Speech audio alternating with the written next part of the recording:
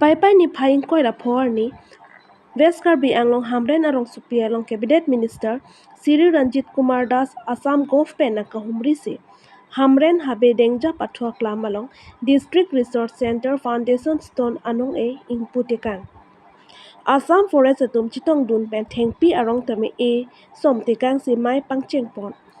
Lason se Mai Long Hamren Ahawar Lapen Hamren Kedo Ara Dapan Mesen Lapen Klardak Alam Tame Than Tekang Lason thak thak CM Dr. Tuluram Ronghang KAC tame Hamren Rong Supia Phan non kevang arnisi kaching tour amu wan bompo ladak si pa develop po pota Hamren along kido ara dapton aning pathe tekang lapen so chenga long mohila tuma pha self help group kedo ana phan tame non kevang jilang arnisi alang li tuma long scheme amu khami sen penang le thuji pota than pachini tekang thu Lason si mai long aluhia man pen nanggachi tong dun lake MSC Hetzing lapen Deputy Commissioner West Karbi Anglong lapen SP Indranil Barua lapen MLA Rupsing Teron lapen MLA Dorsing Ronghang lapen MSC Etum Chitong dun si Mesen pen mai pachun pon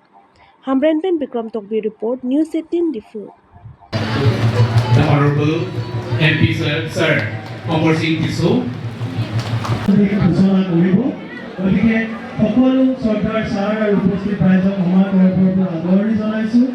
আৰু প্ৰথমতেই আমি এটা Karbi Anglong autonomous কাউন্সিলৰ পঞ্চায়ত আৰু গ্ৰামোন্নয়ন বিভাগৰ সন্মানীয় কাৰ্যবাহী সদস্য শ্ৰীযুত লোম সিং তেৰণ ডাঙৰীয়া, কাৰ্বি আংলং অটোনমাছ কাউন্সিলৰ চৌচেং সমষ্টিৰ সন্মানীয় সদস্য শ্ৰীযুত হেড সিং ৰংফা ডাঙৰীয়া, কাৰ্বি আংলং অটোনমাছ কাউন্সিলৰ সন্মানীয় সকলো কাৰ্যবাহী সদস্য তথা অন্যান্য সদস্যসকল, কাৰ্বি আংলং পশ্চিম কাৰ্বি আংলং জিলাৰ সন্মানীয় জিলা আয়ুক্ত চৰাংগপানী বৰ্মা ডাঙৰীয়াকে প্ৰমুখ্য কৰি স্যাৰ ইয়াত এই তিনিখন ডিষ্ট্ৰিক্টত পঞ্চায়তী ৰাজ ইমপ্লিমেণ্ট হোৱাক লৈ এটা কণ্ট্ৰভাৰ্চি চলি আছে যে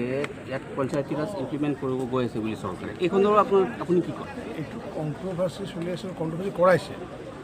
কাৰণ কি 6 শিডিউলত কোনো কাৰণতে পঞ্চায়তী ৰাজ ইমপ্লিমেণ্ট নহয় এই কথাষাৰ সকলোৱে জানে, কিন্তু বহু মানুহে ইয়াকে বিভ্ৰান্ত কৰি পেলায়। বিশেষকৈ মই বেলেগৰ নাম নকওঁ, এটা ৰাজনৈতিক দলৰ এগৰাকী নেতা জয়নেত্ৰী কাঠাৰ তেখেতে ৰাজনীতিত মুনাফা লাভ কৰাৰ কাৰণে আমাৰ যি সহজ সৰল কাৰ্বি অঞ্চলৰ যিটো সহজ সৰল জনজাতিসকলক বিভিন্ন ধৰণৰ বিপথে পৰিচালনা কৰাৰ কাৰণে প্ৰচেষ্টা চলাইছে। যেতিয়ালৈ চন্দ্ৰসূৰ্য থাকে, যেতিয়ালৈ কাৰ্বি আংলং বাচি থাকিব, তেতিয়ালৈ ইয়াতে পঞ্চায়তী ৰাজ ইণ্ট্ৰডিউচ নহয়, এইটো মই নিশ্চিত কৰোঁ।